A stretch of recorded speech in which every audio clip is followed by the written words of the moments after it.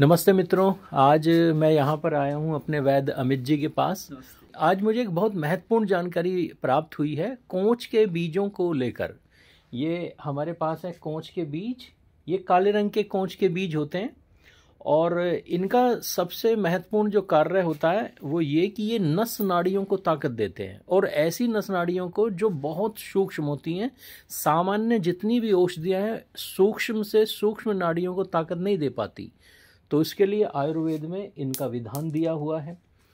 और जनन अंगों की भी जो नाड़ियां होती हैं उसको ये ताकत देती हैं। और बाजार में कोंच के बीजों का पाउडर धड़ल्ले से बिक रहा है, पर उसके साथ जो सावधानियां रखनी चाहिए वो बाजार के किसी भी औषधि में नहीं रखी जाती। काले कोंच के बीज हैं, शोधित करने के बाद बनाया गया पाउडर। अब ये शोधित क्यों किया जाता है और कैसे करते हैं, मैं आपसे जानना चाहता हूँ। और इसका लाभ क्या है, करना क्यों चाहिए इसे शोधित। सभी को नमस्ते।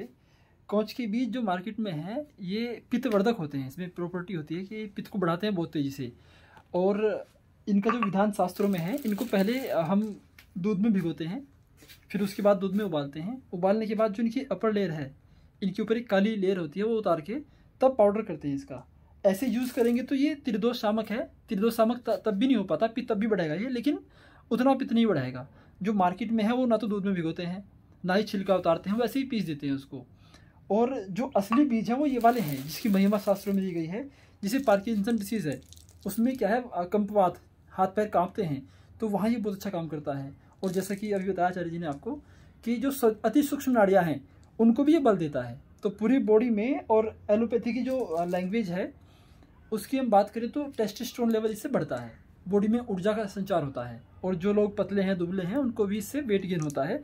इसकी लेने की जो सर्वोत्तम विधि है वो दूध के साथ है, गाय के दूध के साथ। और उसमें सोने पे सुहागा तब होगा अगर आप उस दूध में 1 चम्मच घी मिला लें।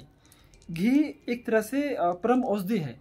घी मिलने से ये बहुत तेज़ी से बढ़िया काम करेगा और ये पित्त फिर नहीं बढ़ाएगा, क्योंकि हमारे पास दो उत्तम घी और दूध, ये दोनों पित्त सामक है और ये पित्तवर्धक है, तो दोनों का कॉम्बिनेशन बढ़िया मिलेगा, त्रिदोष सामक ये बन जाएगा आपका।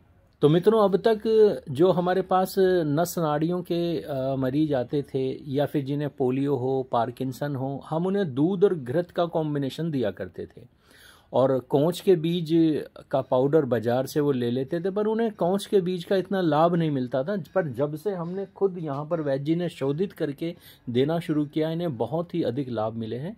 इसलिए आप शुद्ध दवाइयाँ सही तरीके से अगर लेंगे तभी उनका अत्यधिक लाभ होगा।